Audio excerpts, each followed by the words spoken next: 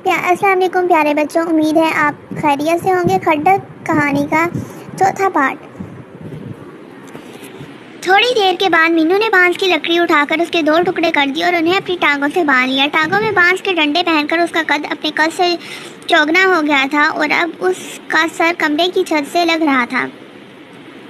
थोड़ी देर तक वो इन बांसों के डंडों के सहारे कमरे में चलने की मशक करता रहा और जब अच्छी तरह मशक कर चुका तो चुपके से कोने में जाकर खड़ा हो गया। आकर जब आधी रात उधर हुई तो यकायक एक धमाके से जीने की सारी मछलियाँ एकदम बुझ गईं और चारों तरफ खूब अंधेरा छा गया। फिर इस अंधेरे में एक खौफनाक चहका बुलंद हुआ। मीनू ने देखा एक खौफनाक भूत है और उसकी गर्दन में कोई सर नहीं है। उसके जिस्म पर लोहे का जर्रा बख्तर है और उसके हाथ में एक तलवार है जो अंगारे की तरह चमक रही है।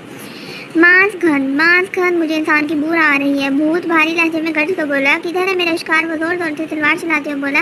मनु उसे देखकर जोर जोर से हंसने लगा। भूत ने कहा, अपने तो क्यों हंसता है, आज तो तेरी मौत आई है। मनु बोला, अबे तू कैसा भूत है, तेरा कोई सर ही नहीं। बहुत खूब, आज तक ऐसा अहमक भूत ही नहीं देखा था जिसका कोई सर ही ना हो।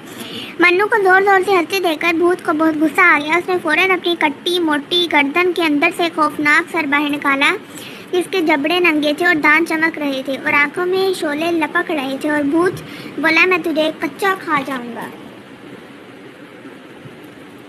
मिन्नू बोला, अबे इतना छोटा टीनी सा भूत है, तू मुझसे क्या लड़ेगा? जा अपने बराबर वालों से बात कर। भूत ने अब सर उठा के देखा तो उसे मुन्नू का सर छत को छूता हुआ नजर आया। ये देखकर भूत सख्त गजबनाक हुआ। उसके मुंह से धुएं निकलने लगे। वो एकदम बड़ा होता गया और फूलता गया। फूल कर वो भी छत तक आ पहुंचा जहाँ मन्नू बांस के डंडों के सहारे खड़ा था और अपनी तलवार घुमाए हुआ था। अब बोल। मिन्नू ने तलवार का वार खाली और फौरन झुककर अपनी माँ की दी हुई सुई भूत के पेट में चुबो दी। सुई के चुबोते ही एक जोर का धमाका जिसे कोई गुब्बारा फट गया। थोड़ी देर बाद मन्नू ने देखा कि भूत कमरे के फर्श पर गिरा पड़ा है और अब उसका कद सिर्फ एक आदमी जितना है।